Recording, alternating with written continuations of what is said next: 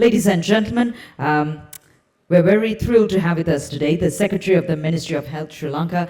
Please put your hands together, ladies and gentlemen, as we invite Palitha Mahipala, the Secretary, Ministry of Health, Sri Lanka, our guest of honor, to address us at our inauguration ceremony. Good morning to everyone, the Honorable Chief Guest, the most distinguished, most esteemed and most respected international delegates and experts, the President Sri Lanka Medical Association, all the other presidents of professional bodies, the country representative of UNICEF to Sri Lanka, and country representative of UNFPA to Sri Lanka, all the other distinguished invitees, colleagues and friends, ladies and gentlemen. It is my great pleasure, supreme honor, and absolute privilege to welcome all the delegates on behalf of the Ministry of Health to represent Reproductive and Sexual Health 2024, the International Conference on Sexual and Reproductive Health being held at the BMICH today on 5th and 6th, today and tomorrow. This international conference marks a historic moment for Sri Lanka as we host for the first time, as already said by the Family Planning Association President, the global gathering dedicated to advancing the field of sexual and reproductive health globally, regionally, and locally. We are honored and delighted to bring together leading experts, policymakers, and practitioners from around the world to exchange knowledge, explore innovative approaches, and develop strategies to address the critical reproductive health challenges we face today. Ladies and gentlemen, the theme of this conference speaks directly to the fundamental role that the sexual and reproductive health plays in the well-being of the individual, families, and the societies.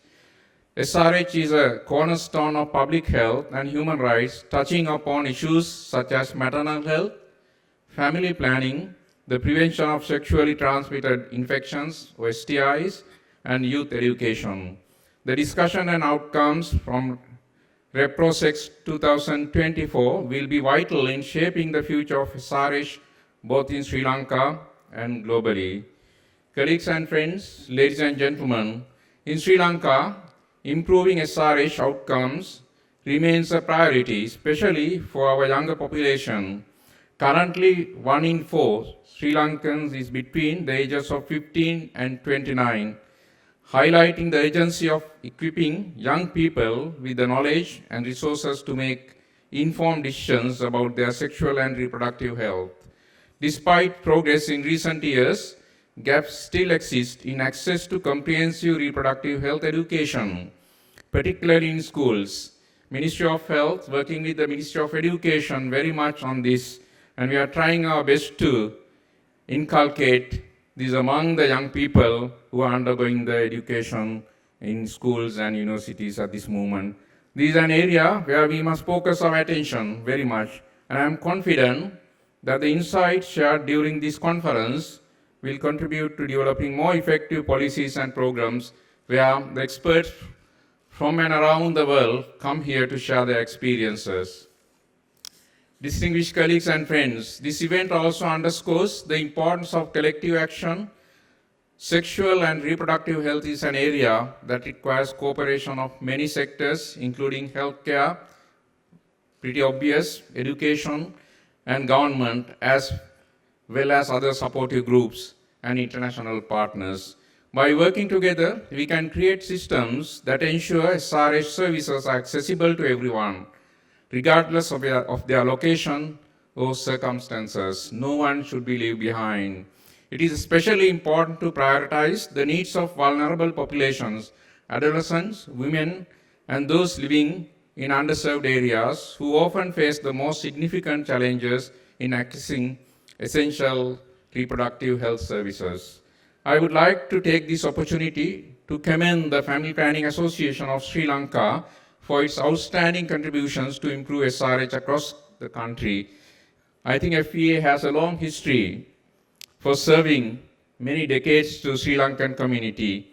I'm sure it's more than 5-6 decades now. FPA has been at the forefront of delivering services, raising awareness, and advocating for SRH rights in Sri Lanka. Their efforts have been instrumental shaping and reshaping national policies and extending SRH services to those who need them the most. The ongoing partnership between FEA, the Ministry of Health, and the other stakeholders has significantly contributed to the advancement we have seen in family planning, maternal health, and youth empowerment. Ladies and gentlemen, if you look at the indicators where you compare the countries in our region, Sri Lanka is doing very well. The contraceptive prevalence rate is above 70%. I think it is 72. We have the Family Health Bureau Director is with us. And also, if you look at the maternal mortality rates, we have the lowest in the region.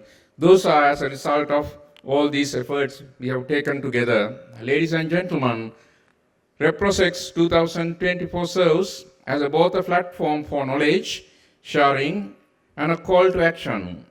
That is very important. It's not only sharing knowledge, we have to call for action. As we move forward, we must continue to work together to ensure that sexual and reproductive health is recognized as a priority at all levels of public health.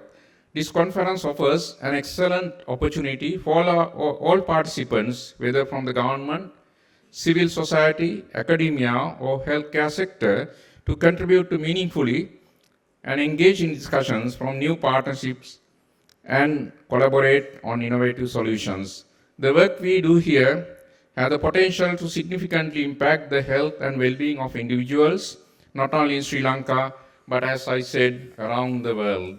Ladies and gentlemen, in closing, I would like to express my deepest gratitude to the organizers of ReproSex 2024 for their dedication and hard work in making this important event a reality. I am particularly thankful and grateful to our Professor Indralal for inviting me to be here, present here today to witness this great event. I also extend my sincere thanks to our international partners whose collaboration and support have been invaluable. Let this conference inspire us all to reaffirm our commitment to improve sexual and reproductive health and to continue working towards healthier, more equitable future for all. And we are working for the well-being of the people, not only in Sri Lanka, but globally. I thank you.